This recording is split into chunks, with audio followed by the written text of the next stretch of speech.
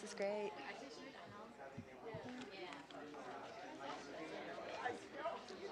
Hello, thank you so much for coming. I'm going to make sure I call on you.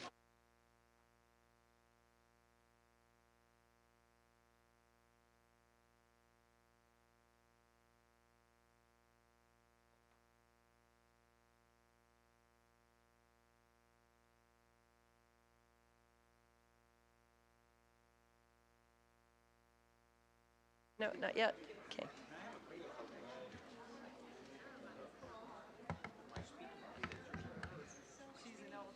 Oh, great, great, great.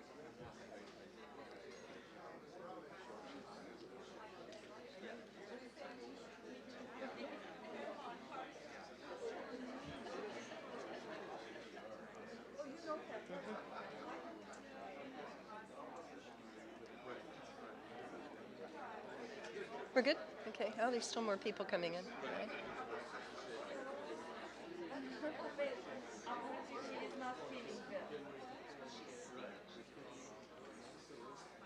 Oh, Fatima.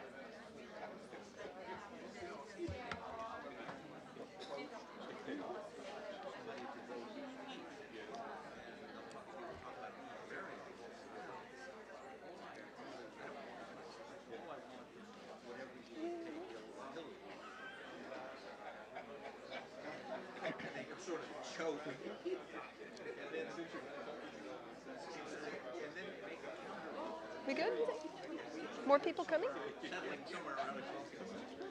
Should I wait a little longer, or do you think we're good now? They come, I told him to come from back. Oh, okay. Alan Air was so surprised he's here, but he has a meeting with Dr. Morningstar. Oh, I wish you could But come he will here come instead. after he's here. Very good, very good. Okay. Hello, everybody. Everybody, please take your seats. Thank you so much for coming. I'm Barbara Slavin. I'm the acting director of the Future of Iran initiative here at the Atlantic Council. And this is an event that we've been planning for a very long time. So I'm absolutely thrilled that we're going to be able to pull it off. I think all of you know that the U.S. and Iran have had a rather up and down relationship over the years, to put it mildly. And in preparation for this event, I decided to reread a wonderful book by the late Professor Jim Bill called The Eagle and the Lion. I highly recommend it to anyone who has not had a chance to read it. Now, Professor Bill is very, very critical of American policy toward Iran in the 50s, the 60s, the 70s. But he has this one line, which I thought is worth repeating. He says that there was an exception to all the mistakes the United States made in Iran in the 60s and 70s, the Peace Corps, which of course, as you know, was founded by the John F. Kennedy administration. He said the Peace Corps had a strong positive impact in Iran since it was targeted at the lower and middle classes. He notes that nearly 2,000 Americans served in Iran with the Peace Corps before the revolution. He said they were, quote, the antithesis of the ugly American and gained the United States some badly needed credibility, unquote. So we are very fortunate to have here on the podium and in the audience many former U.S. Peace Corps volunteers in Iran who made real contributions to Iranian society and in the process developed an abiding love and affection for Iran. And in addition, we have two Iranian Americans who've spent much of their lives trying to explain Iran to Americans, which is not always easy. So we look forward very much to their comments and to your questions. First now I'm going to introduce Tom Huff. It was his idea to have this program. I'm very grateful to him. He's Senior Program Manager for Facilities Planning and Programming at the University of Massachusetts Amherst. He served in the Peace Corps in Iran from 1967 to 71, and among the many things he did there was planning and designing Ferdowsi University in Mashhad and Mazandaran University on the Caspian. He's also a member of the board and advocacy committee of the Peace Corps Iran Association, and I'm proud to say also a member of the Atlantic Council. So I'm going to turn this over to Tom Huff, who will say a few words, introduce our other speakers, and show us a short video. Thank you.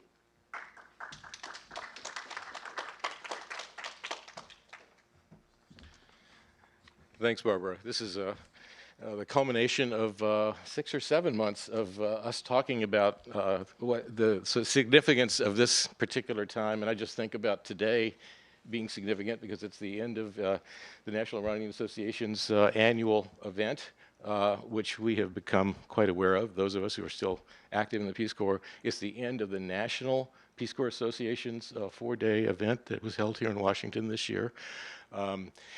I think of it, just thinking back sort of chronologically about things, it's 20 months after the signing and approval of the JCPOA. For many of us who were in Iran, it's probably 40 years since we were there. So we're not talking about the Peace Corps here in the sense of, you know, looking backward, but really thinking about the fact that almost 2,000 of us are here in America, back in our communities, having taken to heart something that you'll see repeated here by John Kennedy himself, to bring other countries home to America, in this case to bring Iran home to America.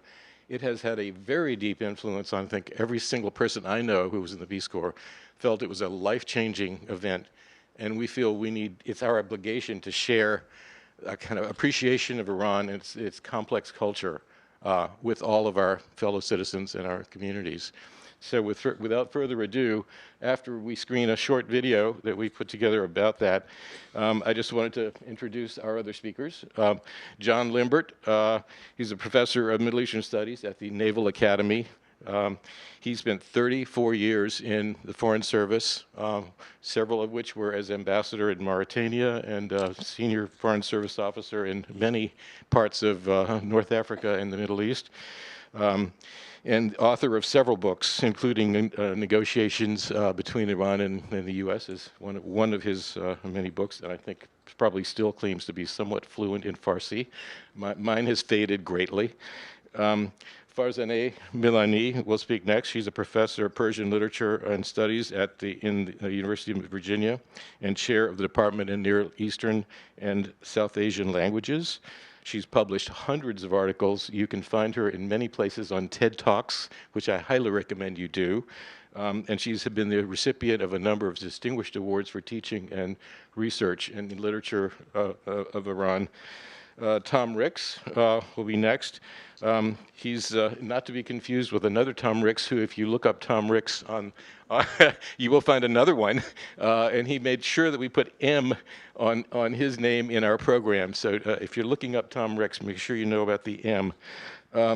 He's spent 40 years teaching and researching on subjects having to do with Iran, and particularly with now working on a book about the turn of the century folks in Iran and the Tabrizi revolutionaries, which I believe, I'm not sure when that's coming out, but he's working on that right now. Last but not least is Trita Parsi, who many of you who see things here at the Atlantic Council know. He's the president of NIAC. He's on the board, the advisory board of the Future Iran Initiative here. The author of several books, and has taught both at Hopkins and George Washington University. And his book, which I think is very topical, is coming out in early next year, called Losing an Enemy, Obama and the Triumph of Diplomacy. So with that, we'll screen the film.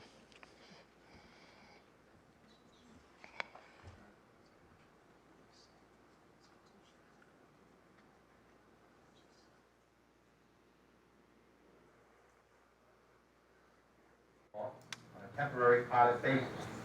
I'm also sending to Congress a message urging authorization of a permanent peace corps. This corps will be a pool of trained men and women sent overseas by the United States government or through private institutions and organizations to help foreign countries meet their urgent needs of skilled manpower. It is our hope to have between 500 to 1,000 people in the field by the end of this year.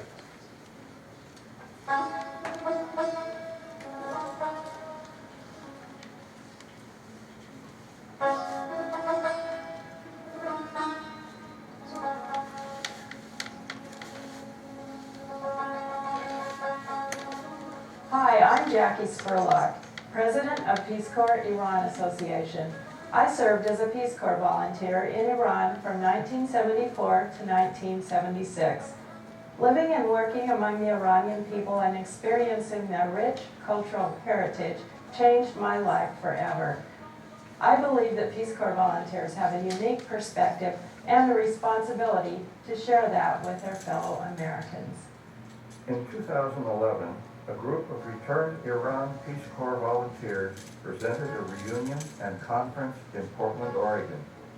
That event was a great success and brought 300 of us together for the first time to reconnect and explore how Americans and Iranians could get to know and appreciate each other, and how returned Peace Corps volunteers could help.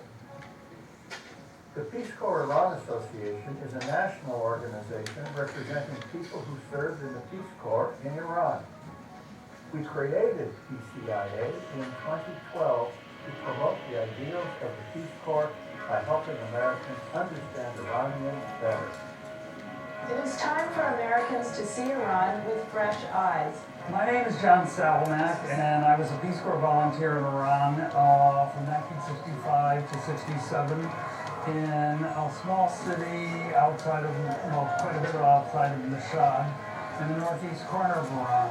I was an English teacher there. I was an English teacher in the States before I went there.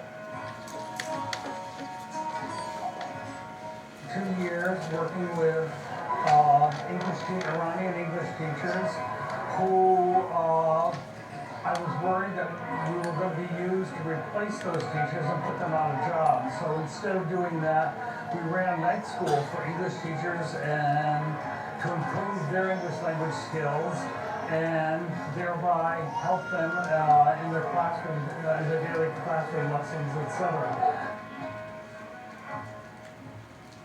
I would say that joining the Peace Corps was the watershed decision of my life.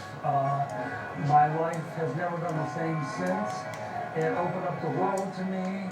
It made me feel like a citizen of the world rather than just an American. And for that, I will be forever grateful to the Peace Corps for giving me that opportunity. I didn't come from a family that would have been able to give me the opportunities of international travel or experiences abroad.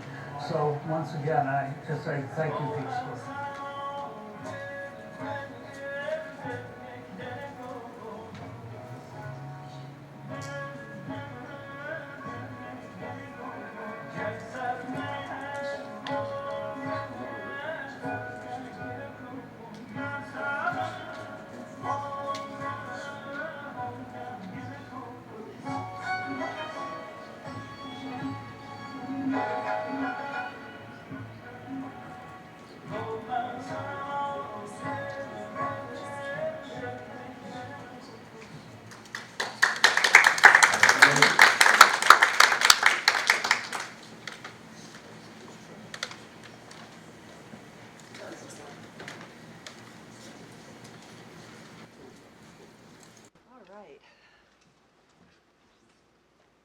Makes me want to go back. Is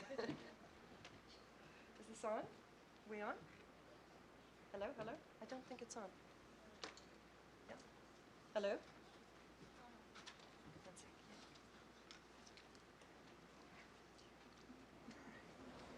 second. Okay?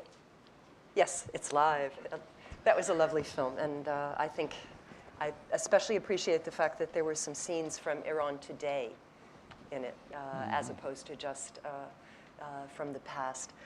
John, I don't know that you need an introduction to this crowd. I should also say that John is also a member of the my advisory board for the Future of Iran initiative. So, okay, thank you. Let's hear from you. You can use this? Yeah, I would like to speak. Go ahead. Speak from here, please. Thank you, Barbara and Sit here for now. Tom, and it's great to see so many good friends here, and thank you for coming out on this beautiful fall day. Thinking about this session, I said, well, maybe they should be called, in a rather pessimistic manner, the ties that blind, because looking at the long interaction between our two people, there often, unfortunately, there was an inability to see, or a refusal to see a reality that lay behind this facade of harmony and stability that we had. I mean, in those days, in the 60s, when I first went to Iran, and then later in the 70s, when I was living there, if one did not look too carefully, and very few of us were ever encouraged to look very carefully, everything looked pretty good. And it's understandable how, for example, President Carter in late 1977 could call Iran, under the leadership of the Shah, an island of stability in a turbulent region, which he famously did. I would note the remarkable exception of our good friend and colleague, the late James Bill, whom Barbara mentioned. I'm really glad that she did. He was professor at University of Texas, and at William & Mary. And with his language skills, with his intellectual discipline, with his curiosity, he probed below the surface of events. And he used to talk to Peace Corps volunteers in Iran and encourage us to see a reality other than the cheery official statements that came from both sides. And his efforts, I should say, earned him very little credit, either from Iranian or American officials. In our training for Iran back in 1964, politics were deliberately avoided.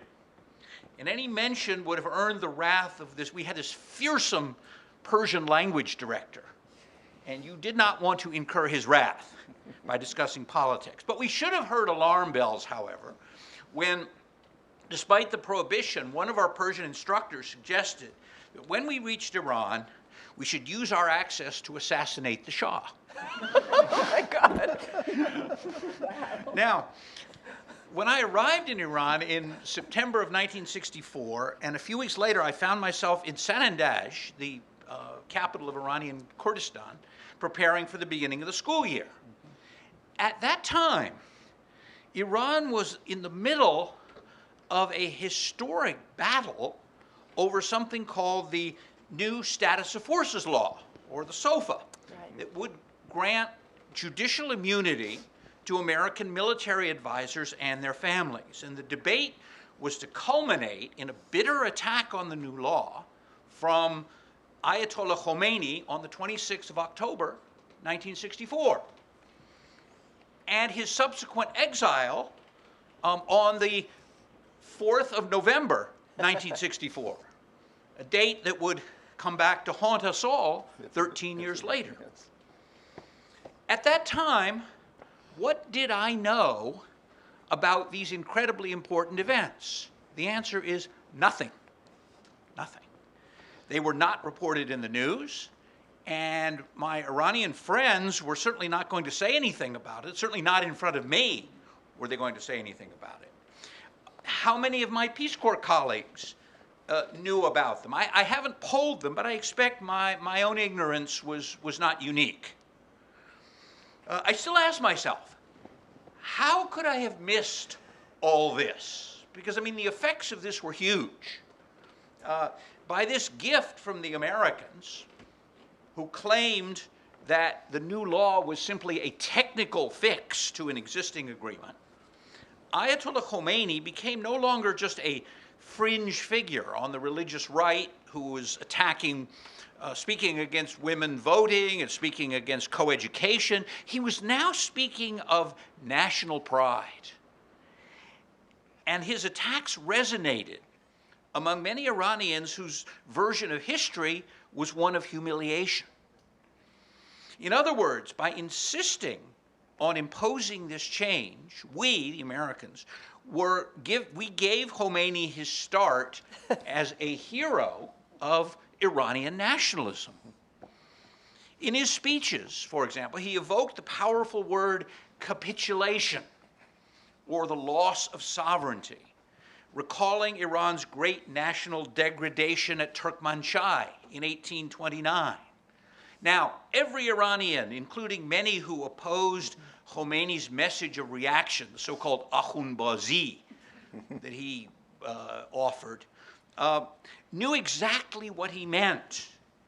But how many Americans understood the reference? I'm sure here you all understand it. But in most audiences that I speak to, most people think that Turkmenchai is something that you get at Starbucks.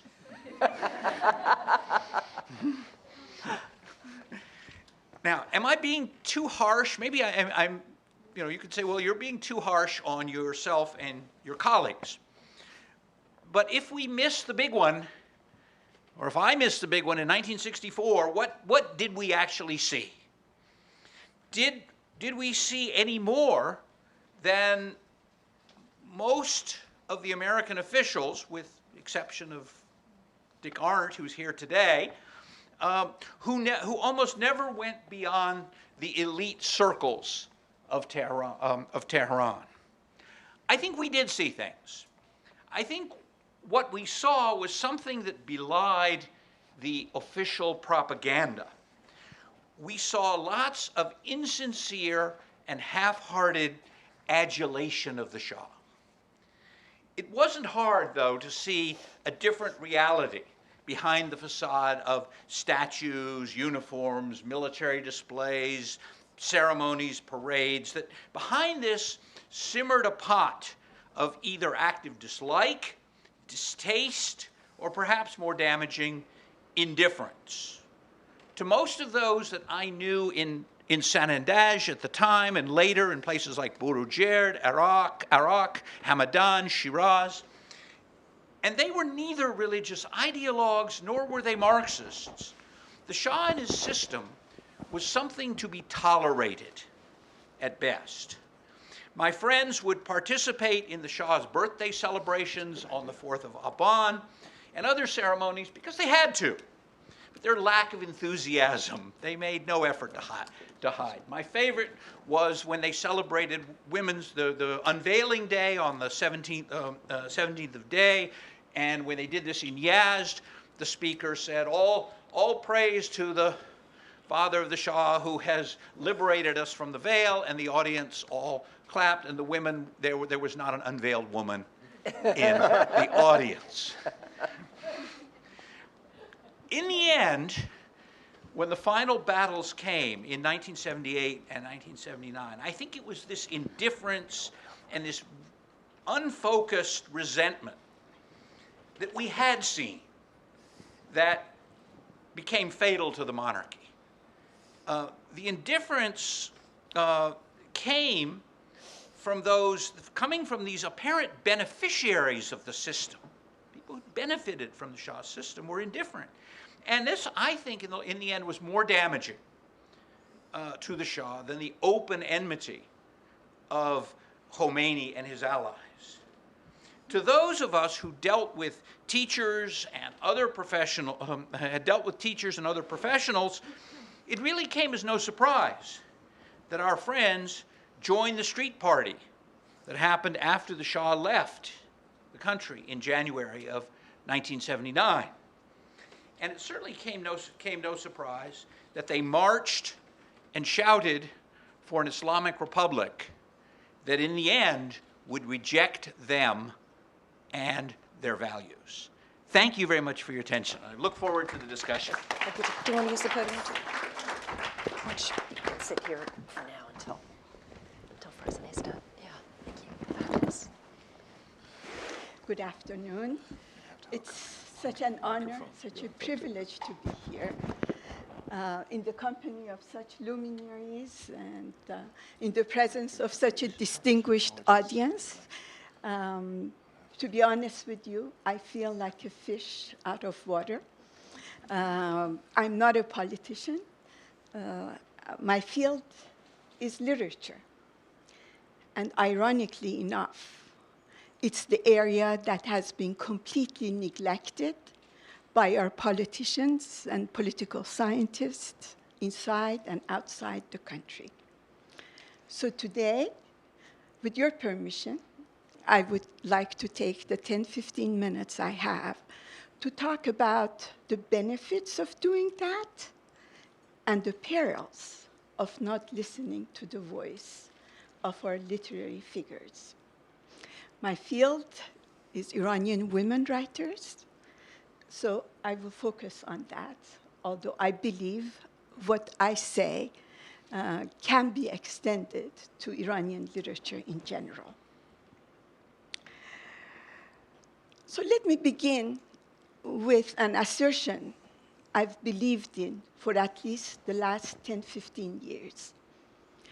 I don't believe Iran has witnessed only 2 revolutions in the last 100 years, the constitutional revolution of 1905-1911, the Islamic Revolution of 1979. I think there has been another revolution within those 2 revolutions, in fact, preceding it. It's a nonviolent revolution. It's a revolution that does not intend to replace one ruler with another, but it tries to change social reality, gender dynamics, the structure of power in every single home across the country, in millions of bedrooms and kitchens. We seldom hear about this revolution, either inside or outside the country. And yet, this is a revolution that has shaken the very foundation of the Iranian society. Yes, it has been more non-violent. It has not shed a drop of blood, but it has changed gender relations, the very definition of masculinity and femininity.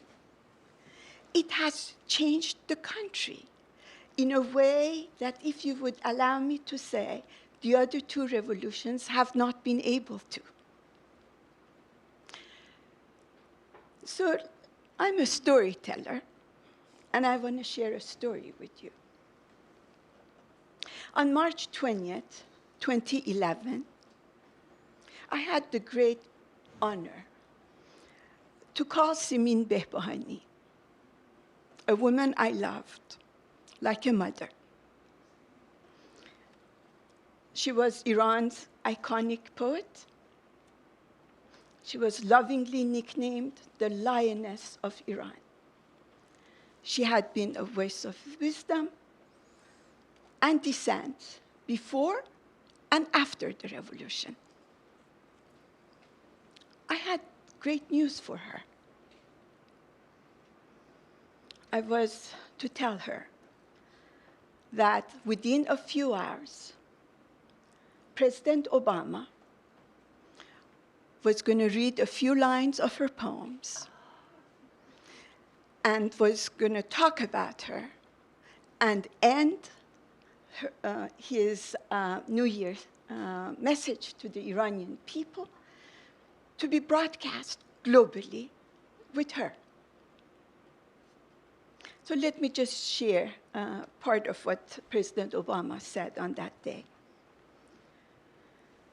On this day, a celebration that serves as a bridge from the past to the future, I would like to close with a quote from the poet Simin Behbahani, a woman who has been banned from traveling beyond Iran, even though her words have moved the world. And then the president read a few lines of a poem that Professor Arndt supported with an award, the Lewis Roth Award, a book of translation. Old I may be, but given the chance, I will learn. I will begin a second youth alongside my progeny. I will recite the hadiths of love of country with such fervor as to make each word bear life. I love poetry. I love reading poetry. But I have to confess, President Obama did a much better job at reading these lines. I can tell you, many Iranians had tears in their eyes. I vividly recall my conversation with this amazing woman. So she listened to me, and almost incredulous, she asked, Farzaneh Jun, really? At the time, she was 83 years old. She was virtually under country arrest. Her passport had been confiscated. And then she said, this is the best New Year gift I've ever received in my life. And after a pregnant pause and silence, she added, this means a lot more to me than a Nobel Prize. Simin Behbahani had been nominated twice for the Nobel Prize. Unfortunately, she didn't get it, but she was the recipient of numerous international awards, literary awards, human rights awards. But President Obama's listening ears, his reference to the word of this woman. His message that I've listened and I've heard you meant more to her than anything else. That all the accolade she had received then. And I believe spoken words and heard words, written words and read words, all the fulcrum of diplomacy. Effective diplomacy, my friends, is not a talk show. It demands listening. It demands understanding. It demands connecting. And yet for decades, before and after the revolution, the American media and policymakers have paid more attention to one group of Iranians, the rulers rather than the ruled, men rather than women, politicians focusing on conflicts rather than interested in the peaceful resolution of conflicts. The eye of our cameras in the West has been zoomed for the most part on this group of people.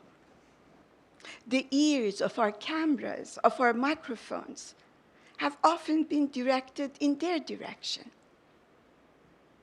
And the American publishing industry has veiled this beautiful voice, this moderating, modernizing voice, with its own unfortunate way, by being more and more interested in blockbusters rather than works of translation. No wonder then President Obama's comment on the significance of Behbahani's poetry and her power to move the world had such an impact on this beloved Iranian poet, whom we have unfortunately lost. The president's listening ear was a precious gift. It was a bridge builder. Literature in Iran has always been and continues to be relevant to Iranian politics. It has depicted a nation in the process of redefining itself in the modern era. It has offered a multi-layered portrait of Iran from the street level up. The kind of history you will not find in history books. The kind of history that is vital in any understanding of Iran. So let me give you another example, this time of the perils of not listening to this voice, the voice of Iranian women writers. And that will fit perfectly with my dear, dear friend, Ambassador Limbert. And I want to tell you, you didn't listen to the voices, you also needed to listen. True. Because it was there. At a time in the 1960s, when our political leaders believed themselves to be invincible, when they were at the height of their powers, when exceptionally few politicians inside or outside the country, Iranians or Westerners, foresaw a change of regime, let alone a revolution, an Iranian female poet predicted the revolution with uncanny clarity. And she did so not from the safe distance of diaspora, she did it from inside the country. And the book was published inside Iran because no one took it seriously. There was censorship, but this poem predicting a revolution was not censored. The poem is titled, I Feel Sorry for the Garden. The garden being the beautiful country of my birth. So let me just read a few lines of it. All day long, the sound of blasts and explosions can be heard. Instead of flowers, our neighbors plant mortars and machine guns in their garden. They store gunpowder in their covered pools. The kids in our neighborhood, the little kids in our neighborhood, fill their backpacks with bombs. Although Farzaneh predicted death and destruction, and the poem is a very long poem, she did not stop there. She pleaded to make the withering, sick garden and to take it to a hospital. She was convinced violence and bloodshed is not the cure, that violence is not the solution. So she wrote in that very same poem, I know the garden can be taken to a hospital. I know it, I know it, I know it. She repeated 3 times. I often wonder, what would have happened if our politicians and political scientists inside and outside the country had paid attention to such prescient observations? I ask myself whether Iranians' history might have taken a different course if these early demands of the Iranian people's desire for democracy, their claim on human rights and human dignity, was taken seriously and listened to. I wonder what would have happened if our politicians had offered their listening ears to this great-great-granddaughter of Scheherazade, the storyteller. I'm sure you remember, she too taught the king, Shahryar, her husband, the serial killer, to listen.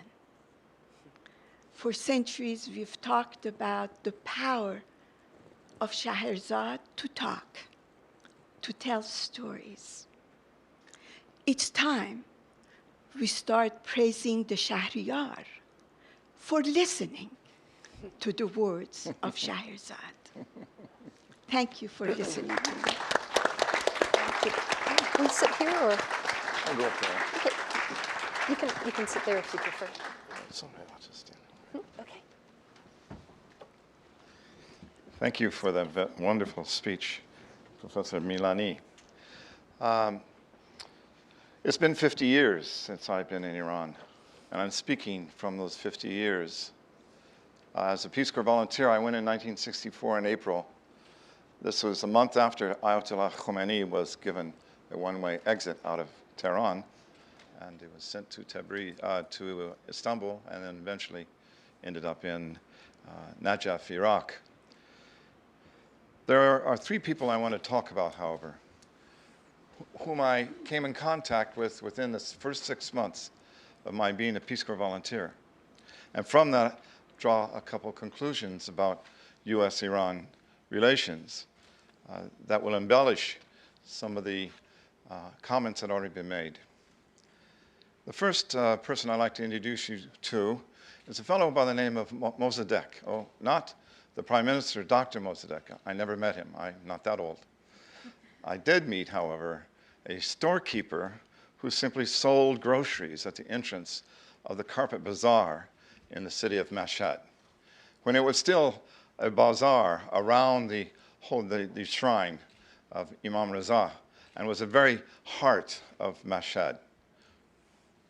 This man was most remarkable, and I met him in the very first day I arrived in Mashhad. In the tradition of Peace Corps, we were overlapping the previous group, Group 1. We were Group 3. In fact, they rushed us to Iran because Group 2 was only 7 people. And if Group 1 of 42 were to leave and the 29 of us were to arrive later, there would be more staff members in Iran than Peace Corps volunteers. And Shriver didn't like that. So he ordered our program to be escalated, and we arrived within 1 week of the previous group leaving. That's the Iran 1 group.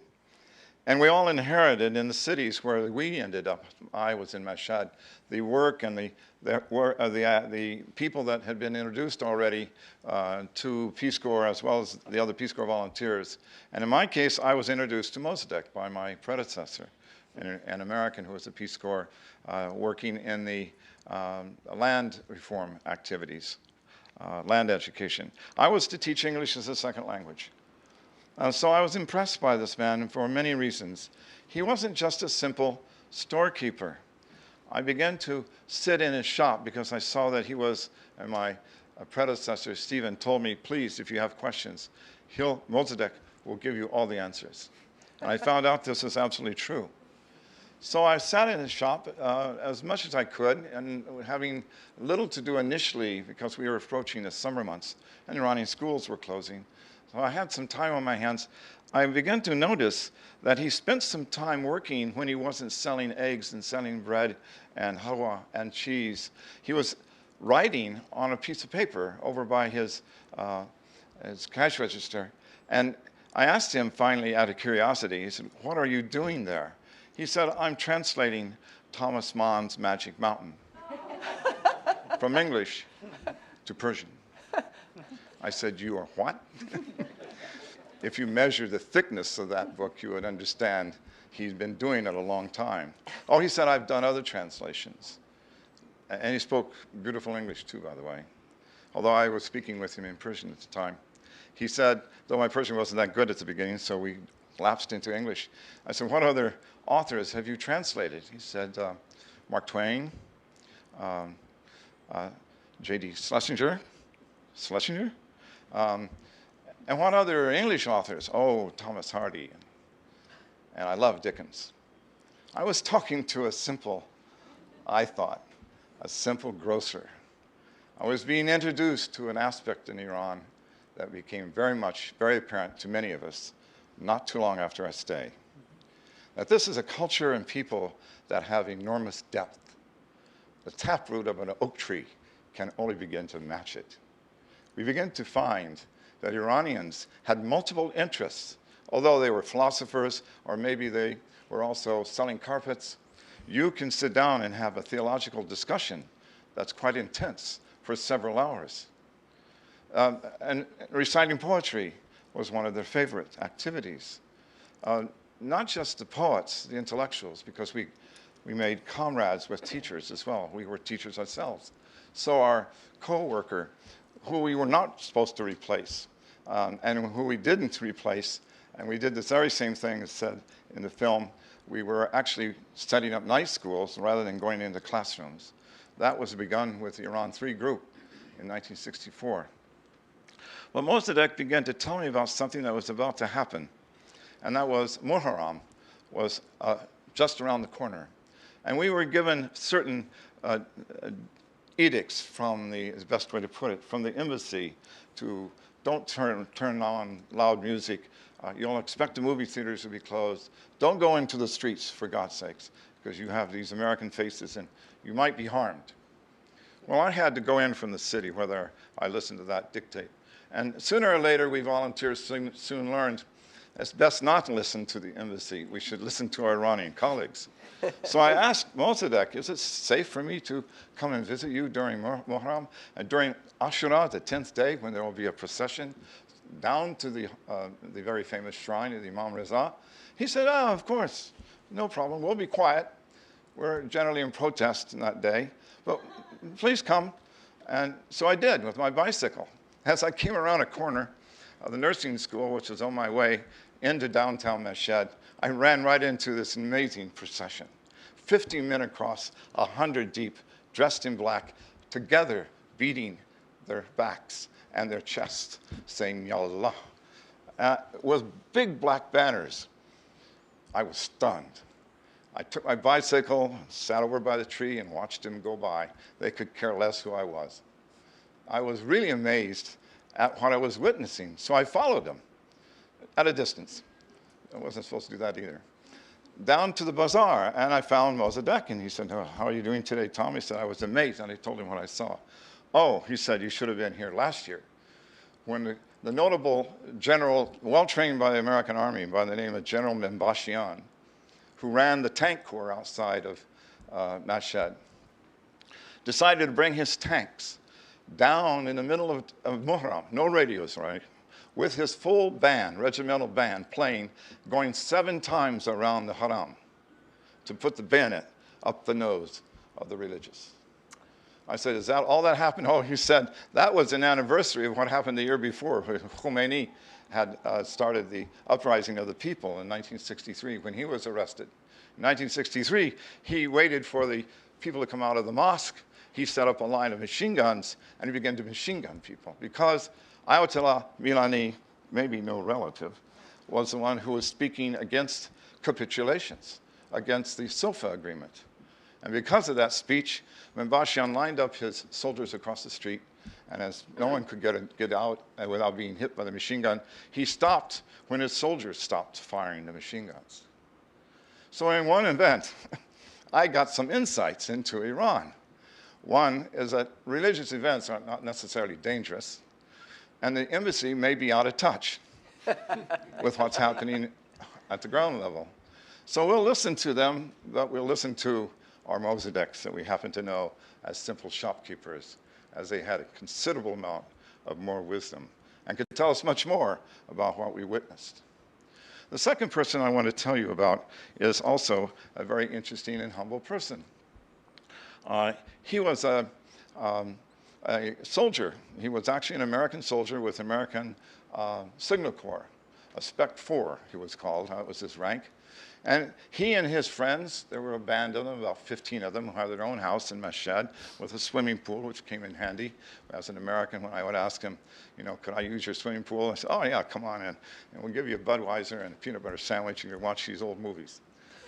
So I got a little bit of America on the side. But it turned out it was a good relationship because this guy who was Spec 4 liked to visit villages. And I asked him, why do you like to visit villages? It could be dangerous. You're not wearing a uniform, are you? He said, no, no, we don't wear uniforms. He was plainclothes clothes. I said, okay, well, let's go. And we'll visit a village. And I'll use my Persian, and you provide me with some transportation. You'll get to the villages. And so we began a tradition of going to the distant villages all around Tehran. Now, this guy was always driving his Jeep because he was somewhat of an errand person. So he would go down through these narrow streets into the bazaar to purchase things. Unfortunately, one late day, it was dusk, he was going down one of these kuches, they're called alleyways, and he came around a corner and he struck an elderly woman. She died within 24 hours. He was out of Iran in less than 24 hours, just in case the Iranians want to put him on trial. The SOFA agreement was in operation. I saw it happen with an actual soldier, so I missed my friend from that point on.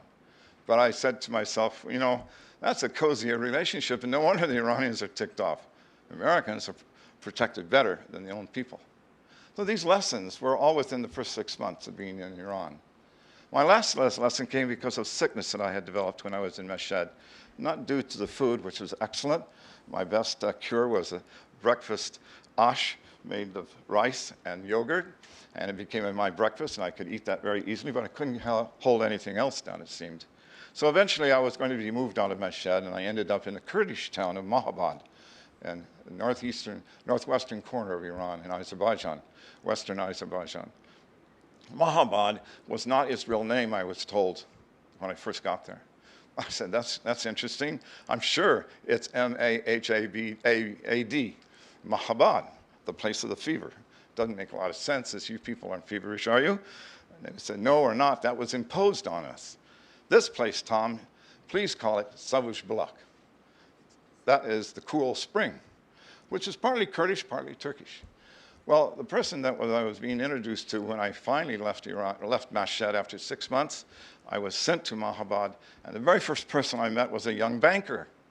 Now, I thought this guy was a fairly respectable person. He was, very open and friendly. He said, Tom, I want to tell you something right away.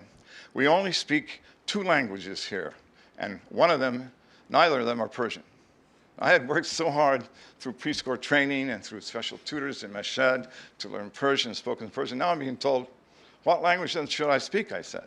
Oh, your English is okay, he said, but we speak Kurdish. So I began to learn Kurdish. But how did I learn Kurdish without a book? So I asked the Peace Corps officers and the director at the time in Tehran, please send me a Kurdish grammar, and I'll sit down with a tutor and we'll do the Kurdish study. They said, we can't do that. Tehran informed me, the Peace Corps head told me, that Kurdish is not officially recognized as a language. It's a dialect. And just listen hard, and maybe you can learn it just by listening, because you've already studied Persian. I said, sorry, send someone from Tehran who speaks only Persian, and I'll bet they can't understand 90% of the conversation in the street. I'll bet. Kurdish is a language, of course, like Iran. It's an Iranian language, like Persian. But it's a different language. It's not a dialect. Once more, the embassy was off base. Why follow what is a nationalist position from the Iranian government, that all people, whether they like it or not, are going to be Persians? And what happens to minorities? They get very angry.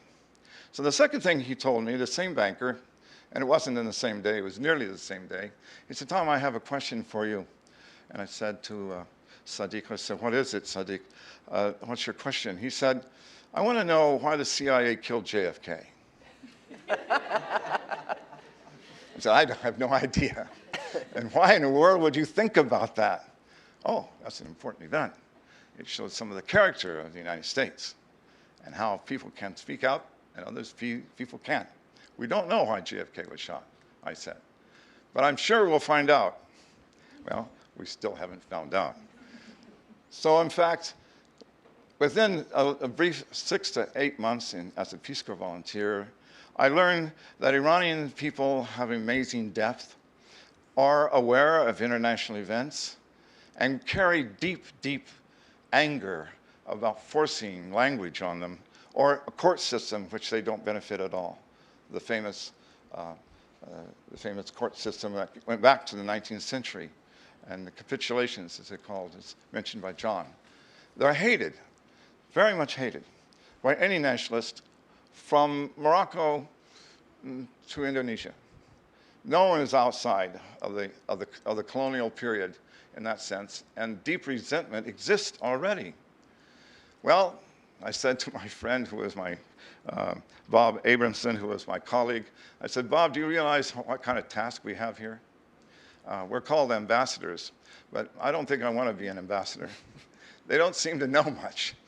And why is it that we are so superficial with people? Not to say any comments on John.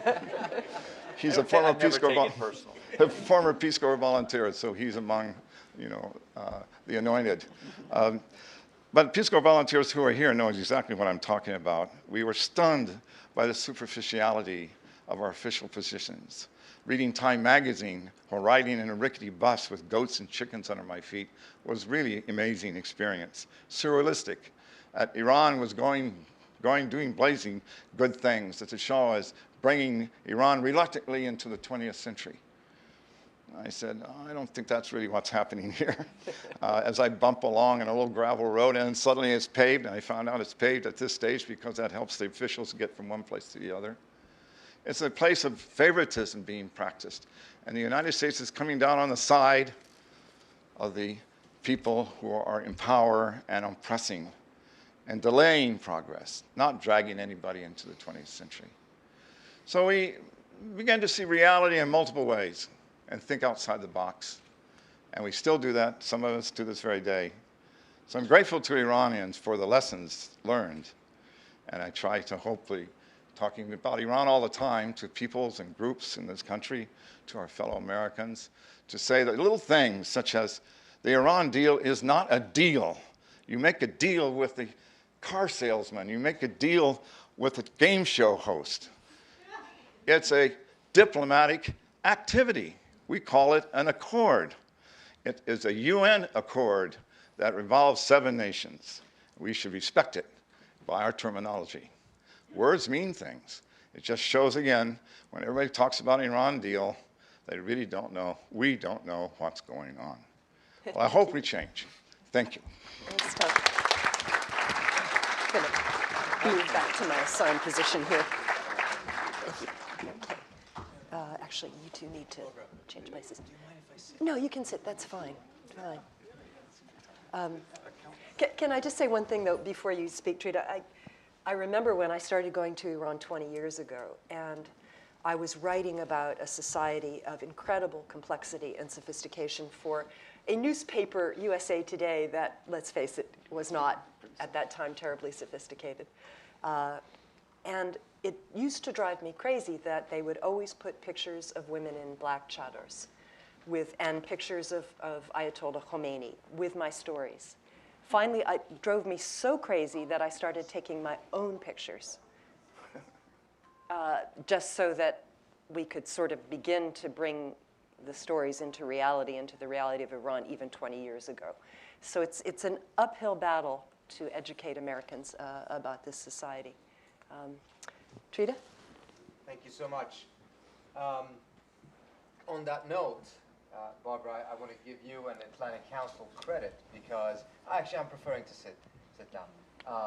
To give credit because what the Atlantic Council is doing with this Iran initiative is precisely provide that education and that nuance that is so sorely lacking here in Washington, D.C. In fact, I think it's the only think tank. Trita, people can't hear you. I think that may be because, okay, I'll speak out louder. Sorry about that. Please, praise me again. Yes. I want to really give credit to the Atlantic Council. The only think tank that is taking on these issues and trying to really provide the nuance that Iran deserves and needs and that the American public needs in order to understand this complexity. Now, I want to first off say that I really envy all of you in the audience because you have the great pleasure to be able to sit here and listen to Farzaneh and listen to John and listen to Tom and their fantastic stories. And I've been in your position in many occasions and been able to sit and benefit from their tremendous wisdom. I've now also had the very cruel experience, at least twice now, to be on the same panel with them and making sure that there's absolutely nothing I can say, no analysis I can provide, that you would remember 24 hours after this panel compared to the tremendously valuable thing that they have said. But let me just, I'm just going to make a couple of points looking forward to see what the chances are to truly be able to prove this proposition that there are ties that bind. If we first look at what the diaspora can do, the Iranian American community, hand in hand with the 1,500 or so people who have been, had the privilege of being able to serve in Iran during the Peace Corps. I think a couple of views or a couple of uncontested conclusions about the Iranian American community were proven quite false just in the last 2.5 years. One was that the Iranian American community is very similar to that of the Cuban American community or other communities that have come here because they had a genuine and a legitimate political problem in the country of their birth. And as a result, their views were to have a very hawkish and a very aggressive U.S. policy vis-a-vis that country and for some form of an externally sponsored regime change. That was a view that was largely held because one of the first groups that arrived in Iran, in the United States from Iran had the privilege of setting the tone, even though they belonged to a very small minority. And that minority and the size of that minority became quite clear when the Iranian American community played a very big role as a very strong advocate of diplomacy and of the Iran deal, I'm sorry for still calling it that. JCPOA. JCPOA, in order to make sure that this was not an effort to support the government or support what was happening, but because of the very strong desire to prove that the problems that exist between the two countries can be resolved within a framework of peaceful diplomacy. That was a crazy proposition up until Barack Obama became president. But the Iranian American community, one of the strongest forces in support of that deal, they didn't have the chance to make that voice heard up until there actually was a real diplomatic effort and a real diplomatic process that they could step up and show their support for. Today, however, I would say that a lot of Iranian Americans are a bit disappointed because they saw this deal as being important not only to resolve this problem, to make sure that there's no nuclear weapon in Iran and there's no war with Iran, but also because it was necessary in order to be able to open Iran up and be able to play the role of a bridge between the two countries and between the two peoples. There was so much excitement so that even before the deal was struck, there were conferences in Iran, in Europe, being organized, iBridges, TEDxKish, others, to be able to start laying the groundwork for the people-to-people exchanges and the connectivity that was desired. And these were almost all exclusively driven, organized, funded by Iranian Americans. Perhaps their enthusiasm was too strong and came too early because it caused a reaction inside of Iran by those who opposed the deal precisely because they feared this opening. And they started a massive campaign targeting the individuals who were behind and who were the leading forces behind these conferences, who only wanted to do this because they wanted to build bridges, but now they were being accused of being spies and seeking influence in Iran, etc. And now we've reached a point in which the number of those conferences have reached are in single digits, if even that, and it's become very difficult. And those who have been involved in bridge building don't feel that they have the security to be able to engage in bridge building because of what hardline elements inside of Iran have done. And this has caused a significant chill. And it reminds us that any effort in this regard is going to need a tremendous, tremendous amount of patience. This was not going to be a quick victory. The process of opening Iran up necessitates not only patience, but also an understanding of the nuances of Iran. Because in retrospect, I have to admit, this should have been a little bit more easily predicted than we did predict. We were wrong.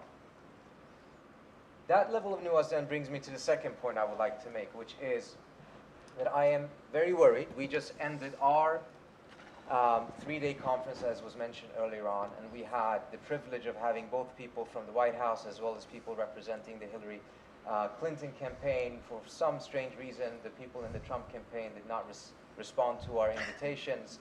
But nevertheless, I don't know, many of the people in the audience were there as well, but I left with the feeling that the degree of understanding of nuance, the degree of appreciating nuance that currently exists in this White House is not likely to be repeated anytime soon, regardless of who wins.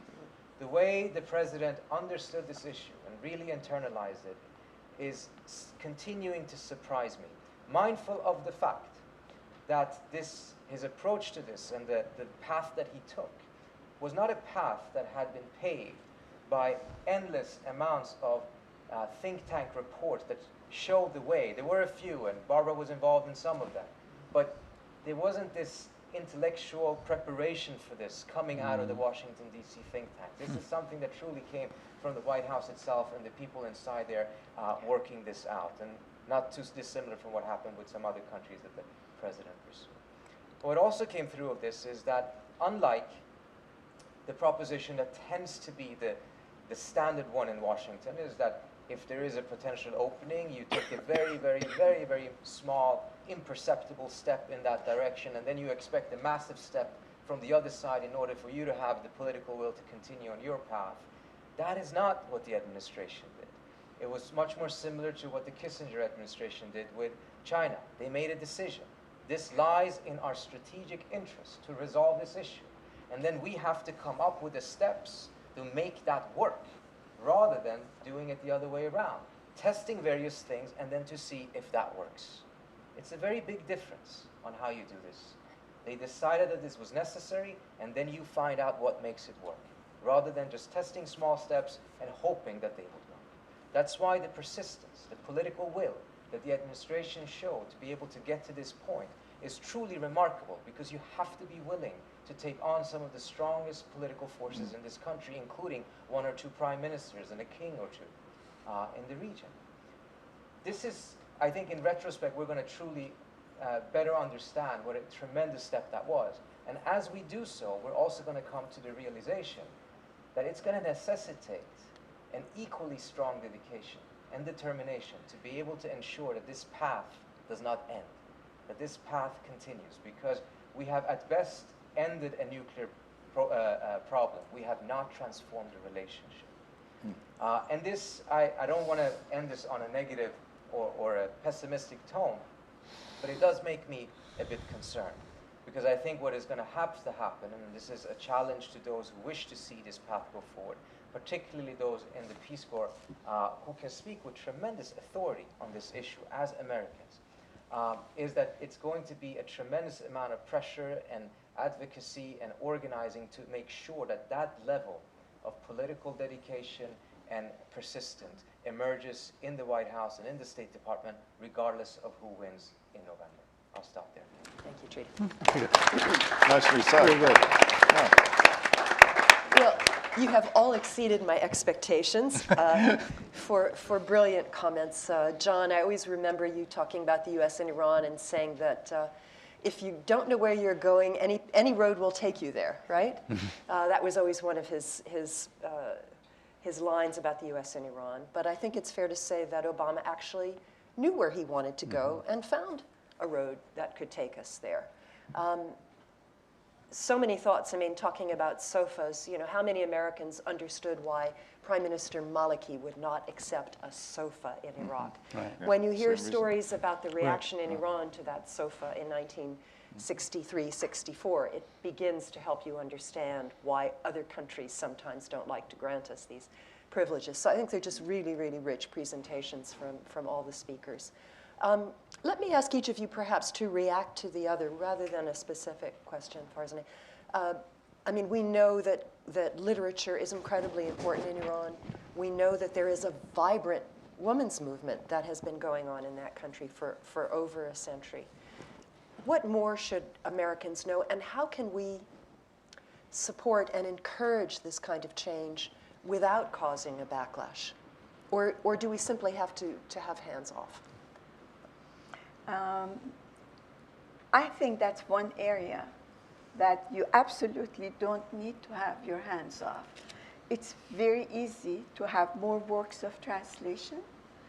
The year that 9/11 happened in this country, and I'm not sure about my statistics, but it's something less than 15 books altogether were published from the Middle East in this country. These are important. I'm not saying they're the only voice that we should listen to, but it's a voice that ought to be listened to. So that's why I really believe, other than, you know, Freud always talked about a talking cure. I think American diplomacy needs a listening cure. We need to listen to these multi-layered, nuanced voices that are not necessarily only about dissent, but they're about the reality of life in Iran. Iran has changed. I haven't been back for a few years, but the last time I went back, I really couldn't know the country that I was born in and raised in for 18, 19 years. So I think what we can do is to encourage more works of translation. We can invite writers from inside the country. And I genuinely believe, and of course, I have a bias, I recognize that Iranian women writers have been at the forefront of a cutting edge, incredible revolution. You see in it how the society has changed, how family dynamics have changed. Iranian women have been discussing the fact that you cannot have democracy in the country if you don't have democracy at home. How better of a solution to the problems, and not only to the problems, but also to all the accomplishment. I mean, for the first time in Iranian history, we have as many women novelists in Iran than men novelists. there are more literary awards won by women than by men. I was at a conference, one of our foremost novelists, a man, a dear man, came to me, said, "What do you think if I adopt a woman's name?" I said, "Boy, life." I said, dear friend, it's not the name that does the trick. It's the point of view, it's the perspective, it's the reality that they bring to our attention." Okay, thank you, that's great. I will point out our last event here was on contemporary art in Iran, and that is also an area where men, yes, but also women are incredibly, I mean, if you know the works of Shireen Nishat, but many, many others. And we had one of our panelists talking about the fact that on Fridays now, people go gallery hopping in Tehran, partly to see the latest artworks, but also to show off their new fashions. Mm-hmm. And this is not the image of the Islamic Republic that is usually projected in the United States, certainly not in Washington. So you have to wrap your head around these things. John, I want to give you credit. You know, John was Deputy Assistant Secretary of State for Iran from 2010 to 2009, 2009, 2010. To 2010, briefly. And one of the things that he did was help Obama craft these amazing Nowruz messages to the Iranian people. Now, not the specific one that quoted. Mm-hmm. Yes. Sure. Yeah. I wish I had done that one. I wish I could take credit for the 2011 one. Not the one with Samin Behbahani, but you had Hafez, you had other poets, right. Yes? Saadi, right? And you for also... the first time, we had a woman there. That's right. And you also explained to the White House how to phrase these things in such a way. Simple things like using the actual name of the country, the Islamic Republic of Iran, talking about mutual respect. The George W. Bush administration somehow never caught that in its communications with the people of Iran. And I think it made a big difference. Certainly, judging from my visits to the country, it was one of the reasons why Obama was looked upon so favorably. So put on your diplomat hat. What would be your suggestion to the next U.S. government coming in? Well, one Hopefully, thing. Sorry. Well, I won't. You say should it. go ahead. No, go ahead. No, I won't say it. I think it's quite obvious what my preference would be. Right. But whoever it might be, yeah. What would be your suggestion in terms of how they speak to Iran? Something that Trita pointed out, and I appreciate what he said, is don't give up. This is going to, however it works, this is going to be hard. This is going to be hard. You know, 37 years we've been bashing each other, calling each other names. They are the axis of evil. We are world arrogance and great Sultan. The great Satan. No. Things like this don't change easily, and so steps like the nuclear agreement, nuclear accord, whatever you think of them, I mean, you may agree with it, you may not. But in a symbolic sense, it is a huge change because it is a way of interacting that we have that has not existed did not exist for 35 years. Right. And one of the things that I found when I went back to the State Department, I found two things. First of all, our knowledge, the core, the reservoir of knowledge, understanding, experience, as imperfect as it was gone. Good. My Persian teacher, Vida Burbur, is here. She was my first Persian teacher in 1964 at the University of Michigan. Now, she was not the one who suggested we assassinate the Shah. She may remember who that was. But no, we lost that. We lost that core of experience, and so when the department needed to in 2009, when the government said, "Hey, wait a minute, we've got to do something differently. We need some people with this experience." They ended up opening up. They had to go and open up the gates of Jurassic Park. And they found this beast grazing sort of peacefully in the corner of the field. And they said, "You know, that looks to me like an Iranosaurus." Oh, you're too modest.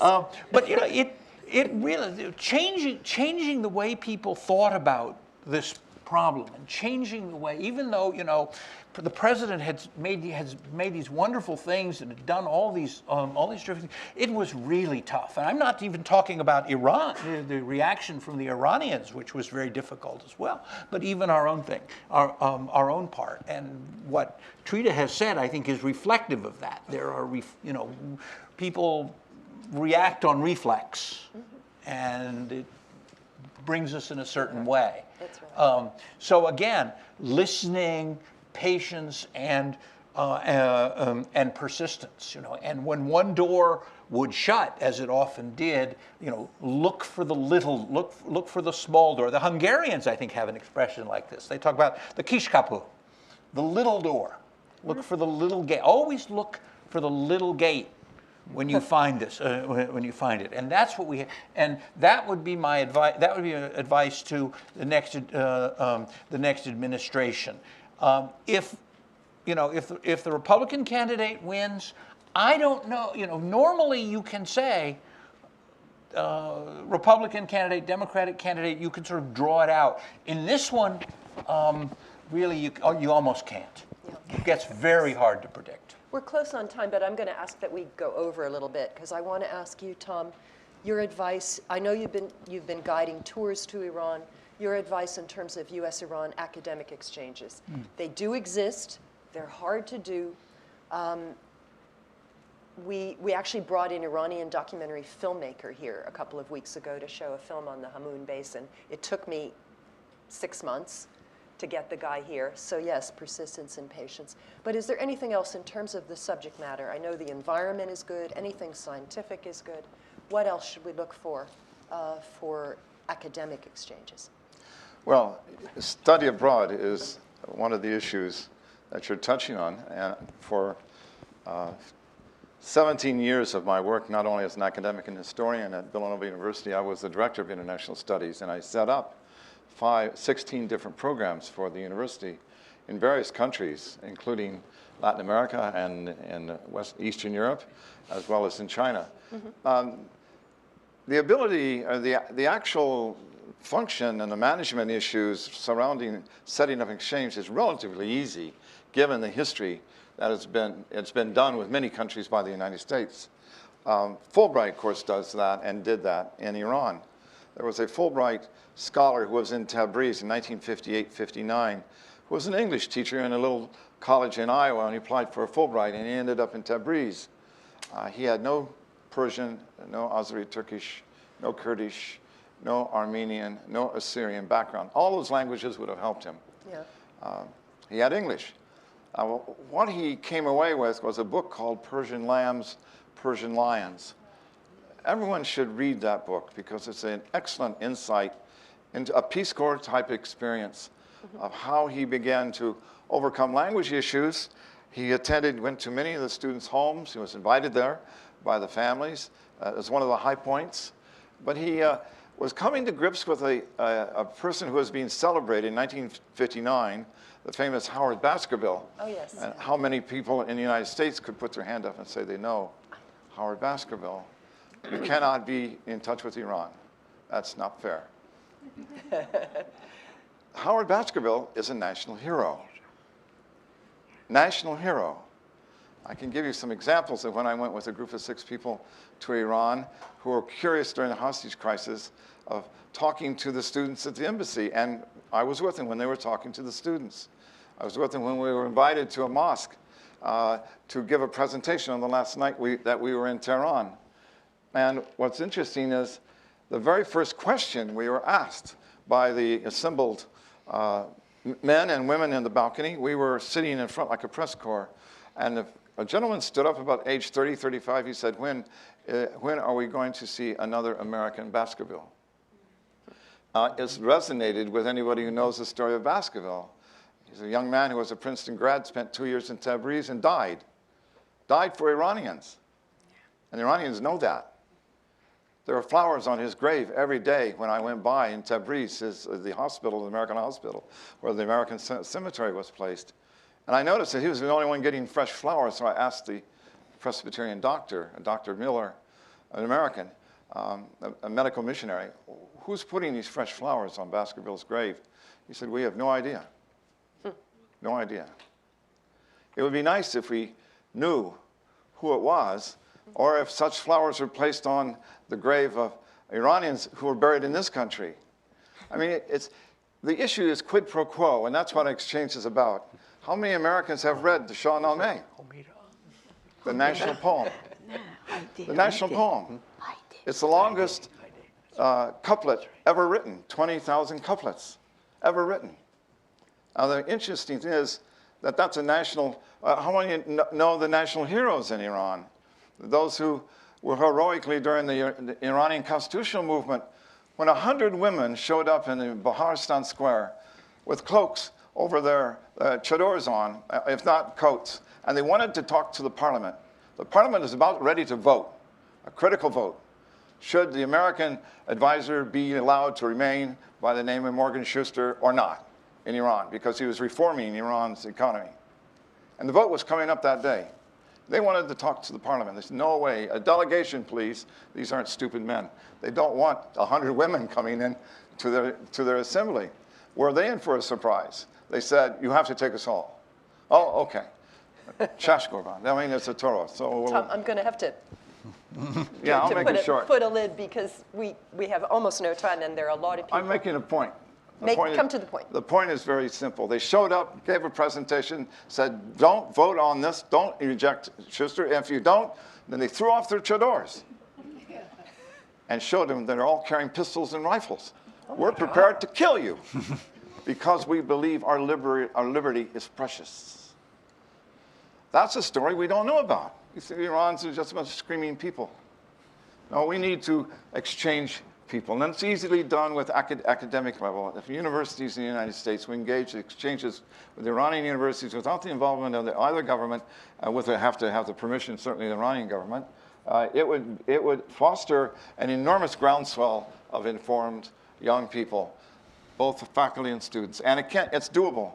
It's doable because the American Study Abroad Association handles something in the order of 150 to 250,000 American students overseas every year. It's easily done for credit. Okay. I wanted to call on you, Mina, just briefly to say a few words. There's a lady in the audience who had some personal reminiscences about this period, so please introduce yourself. My name is Mina Marafat, and I'm an architect, and I went to school in this country, but I started my education in an American school in Iran. And the story that I think is told by the Peace Corps is a tiny piece of the puzzle. There is a nuance here, and thank you to Professor Milani, who mentioned literature. I want to extend it to all of education. I think people don't realize the exchanges that did occur in the 50s, 60s, 70s, post-war era, and even before, between educators in Americans and Iranians. My school was a missionary school in Iran, and I'm to this day grateful and in fact in touch with a few of my teachers from elementary school and high school in that country. Facebook allowed me to find them. So there is a lot of history that is being ignored and in some ways lost without documentation. There are many, many people like me who have been exposed to a side of America that brought us to this country, that allowed us to assimilate without much problems. I think, and one of those chapters was written by architects. There was a time in the 1970s where there were more American architects in Iran than they were in Washington, D.C. And I assure you, I know, because I met a whole lot of them, from Moshe Safdie and Ian Pei and Jacqueline Robertson to Frank Gehry really was looking for work there too. But it is an interesting story. At that time, I would call Iran the 51st state in America. No one in even my generation remembers that. That's really sad. I think a history is being lost without documentation, and I'm very grateful to Barbara for opening up and trying to get this distinguished council and other academics that in Villanova, and I'm very grateful. As a student, I was invited there to give a lecture, and I remember talking about Iran as black and white and technicolor. So I think that there is a whole history, a nuanced history of Iran that needs to be told through Americans who experienced Iran, through Iranians who experienced America. One of the lasting legacies, and this is truly American, and I know it, is American influence in education in Iran. We have hundreds and hundreds of colleges. And guess what? They're modeled after American colleges. And Sharif University is MIT in Iran. And there is a direct connection between them. And there are many, many others all across the art college in Esfahan. It's modeled after the American colleges here. And Dick Arndt knows, others who really know the Iranian culture know. The Iranian-American society is the first place that I saw my Andy Warhol show at age 9 or 10. I mean, that's something that people don't realize. Iran and America had a relationship that was through education and culture. It was the remnant of the Eisenhower, conquer the world through culture. And that American USIS, culture or is as we still used to there. call it, useless, but it wasn't. Yeah. Thank you, Mina. Faye, did you have a question? Yeah, okay. Thank you, Barbara. This was one of the best programs you've had at Atlantic Council. You know I do come to every single program you have on Iran. Thank you. Thank you, Mrs. Milani, for such an eloquent presentation. You brought tears into my eye. But I have a question for Trita. Since you're in public policy, we just came back from New York at the UN General Assembly with Dr. Zarif. It was a very optimistic speech, and I think in his speech he was still very angry at Americans that they always have used sanctions as the only vehicle to bring countries who are not on the same line with them at the negotiating table. Now, in your opinion, what are the other tools that the United States can use to bring countries who are not thinking the same way they do at the negotiating table? Thank you. Great question. What do we got, Trita? Not much. Well, you have to keep one thing in mind. Part of the reason why sanctions have become so proliferated is because Congress is the driving force behind this, and Congress doesn't have any other tools except for cutting funding of something or imposing sanctions. And that's the main reason as to why in the last 30 years you see sanctions being such a center of policy on many different places. We're starting to see a bit of a backlash against the sanctions because we've reached a point in which it's starting to truly backfire. I think even when it came to the Iran sanctions, the difficulty of undoing them has also shown the tremendous challenge with this tool. Because if in the future the United States is going to use the sanctions as a pressure and the incentive for a future country to make a compromise is to make sure that those sanctions are lifted, well then you need to make sure that the example of Iran is functioning. Because if the example of Iran is that even after you lift the sanctions, the habits and the fear of future sanctions remain in place, well, next time around, the promise of lifting sanctions is not going to carry much credibility or validity. That's a good point.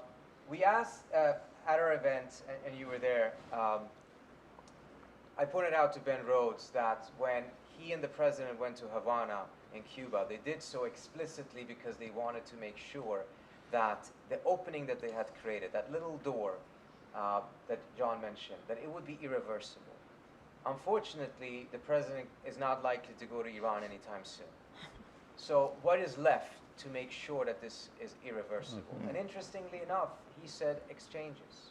He pointed out the tremendous importance of making sure that these people-to-people contacts are extended as much as possible in all different type of areas to make sure that we don't go back to the habits of mutual demonization that has characterized the US and Iran for the last 35 years. Obviously, Other steps could potentially be more effective faster, but they're not feasible at this point. But exchanges are, and if exchanges are successful, they have the ability to have the durability that nothing else has, because we would not be sitting in a room with people who spent time in Iran 40 years ago if it wasn't for the power and the durability of exchanges. Unfortunately, we are out of time, but I encourage everybody to stay afterward and speak to our incredible guests. I have to agree with you, Faye. I think this is one of my favorite events as well. Thank you so much. You were just fantastic.